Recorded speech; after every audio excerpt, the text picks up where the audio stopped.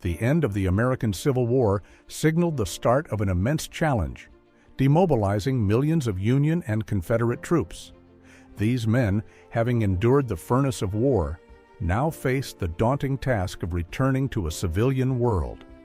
Today, we have advanced medicine and a deeper comprehension of psychological trauma to assist our soldiers. But for the veterans of the 1860s, no such support existed. This is the story of their invisible wounds. The process of sending home the Union and Confederate armies when the fighting stopped was a massive logistical endeavor. With millions having served, these men now had to readjust to peacetime existence. In our time, soldiers are aided by modern medical science and a greater awareness of mental health. For those returning north and south after the Civil War, this assistance was absent. Contemporary knowledge of both physical and psychological ailments was just beginning to develop. Yet we can observe both physicians and soldiers becoming increasingly conscious of these issues and seeking ways to provide relief. First, be sure to like and subscribe to Winlink DeepDive to support our investigative community. The question we're tackling today is one many of you have asked. Did Civil War veterans experience PTSD? My answer is a definitive yes. Post-traumatic stress disorder did not simply appear in the latter part of the 20th century. It's a reasonable question, however, since we so infrequently hear it discussed in the context of Civil War veterans. Soldiers return from conflict carrying not just visible injuries, but also wounds that remain hidden. These invisible scars tormented the veterans of the Civil War. Since this topic is so seldom addressed, I believed it was a perfect subject for this channel to shed light on these hidden struggles.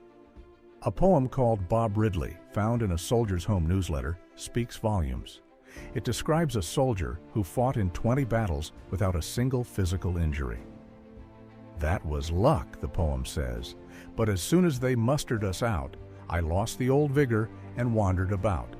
Somehow, I'm a failure and scarcely know why. Doomed to live when it's harder to live than to die. While soldiers and their doctors didn't understand why that vitality had vanished, they all acknowledged it as a widespread issue among veterans.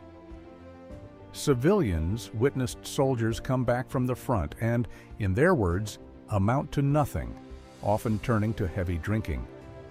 So haunted by the horrors of the battlefield, some found it impossible to maintain steady employment. This crisis of homeless veterans led to the establishment of soldiers' homes across the nation, designed to care for those who could not care for themselves or had no family to support their recovery. Newspapers and ordinary citizens tried to determine why these men were struggling so profoundly to adapt. They asked themselves, had the world transformed so completely? 4 years of harsh service in dreadful conditions had prematurely aged young men. Though many returned home still in their 20s, they suffered from physical ailments typical of a far older person. A petition to Congress in 1890 from the maimed soldiers of the United States argued that the government must not stop to measure the value of arms, legs, and sight, linking their current sufferings directly to old disabilities. Amputated limbs required ongoing medical attention. More alarming, injured men often developed cardiac issues. Painkillers and other medications impaired vision, and even veterans who could afford the new health insurance plans emerging on the market found themselves nearly uninsurable due to inevitable complications from Army-era injuries and diseases. In 1890, the surgeon at the National Home for Disabled Volunteer Soldiers in Dayton, Ohio, reported that 80% of the 5,000 residents suffered from heart disease, which he attributed to the extreme physical exertions of campaigns fought a quarter century earlier.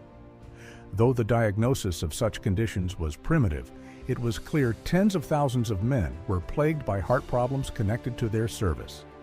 Pension and military records demonstrate that veterans were far more susceptible to tuberculosis, heart disease, and rheumatism, and were a staggering 56 times more likely to suffer from chronic diarrhea and dysentery. Men who survived intense combat in units with high casualty rates were 51% more likely to develop cardiac, gastrointestinal, and nervous ailments later in life. It is the heart conditions documented in medical records that I want to highlight first, as they represent some of the earliest physical symptoms of psychological trauma observed by doctors, what we now recognize as PTSD. The term shell shock did not enter common usage until World War I, and it wasn't until the 1980s that post-traumatic stress disorder was formally adopted by the medical community. During the Civil War, the physiological manifestation was known as irritable heart, relating to a racing pulse caused by severe anxiety and stress. The psychological version was termed nostalgia, a name that reveals how doctors perceived the illness. To simplify, physicians attributed it to an intense form of homesickness or a desperate need to escape the battlefield. Doctors of the era believed that certain types of individuals were more prone to nostalgia: married men leaving their families for the first time, and those characterized by one expert as having a feeble will and highly developed imaginative faculties and strong sexual desires. They assumed the condition was temporary. Yet, side effects like depression, loss of appetite, unresponsiveness, headaches, and digestive issues afflicted many men for years after their service ended. One of the best resources for understanding PTSD in Civil War veterans is the records of insane asylums. Since most people could not comprehend the behavior of soldiers suffering from nostalgia, these men were often placed in institutions either to recover or to be confined for life. Consider these examples. George Pope was committed to an asylum after a long illness, and an injury in a Confederate prison left him delusional, excitable, noisy, and violent. August Myers deserted his regiment's camp just before mustering out in the summer of 1865. He appeared at his Wisconsin home claiming to be Louis Napoleon, tried to burn his house down, and was described as sulky, morose, and irritable. A musician from the 4th Wisconsin Cavalry was sent to the government asylum in Washington, D.C.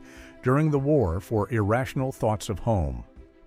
After his release and return to Wisconsin, his wife refused to live with him. He became obsessed with her and with African Americans, and was frequently described as incoherent and full of bizarre fancies. Another victim, Boston Corbett, best known as the man who shot John Wilkes Booth, suffered greatly from his imprisonment at Andersonville, as well as from the embarrassment over his controversial act, his brief arrest, and the government's denial of the reward he expected. After leaving the Army, he vanished for a time before settling on a Kansas homestead, where he gained a reputation as a flinty hermit who would lie on his back and shoot crows from the sky. He was fierce, confrontational, and eccentric. After frightening away local boys with warning shots, he was arrested for assault. Acting as his own lawyer, he pulled a pistol in the courtroom and escaped. He later secured a job as a doorkeeper at the state legislature, where he wore his old Army cap and carried pistols. When lawmakers displeased him, he drew his guns, called them blasphemers, and was subsequently arrested, declared insane, and committed to the state asylum in Topeka. He later escaped on a stolen horse and disappeared into history. Tragically, for men traumatized by the war, the federal government largely did not consider these mental illnesses worthy of pensions, reserving them for the physically disabled, like amputees. While some veterans did secure a pension for heart conditions or other issues linked to wartime incidents, ailments that manifested physiologically through PTSD, it was an exceedingly difficult battle. These men were not entirely abandoned. The federal government did create the National Homes for Disabled Volunteer Soldiers, which provided a place to live for those who could not return home.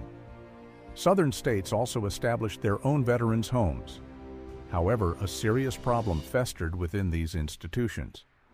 Historians have cited depression stemming from physical disabilities, isolation, and sheer boredom as reasons why residents turned to alcoholism, a pattern undeniably linked to wartime PTSD. Alcohol consumption became such a major concern that it was listed as one of the biggest issues facing the soldiers' homes. An investigation was launched into the alcoholism, and the committee argued, why should he still draw his pension when the government takes him in and assumes his entire support?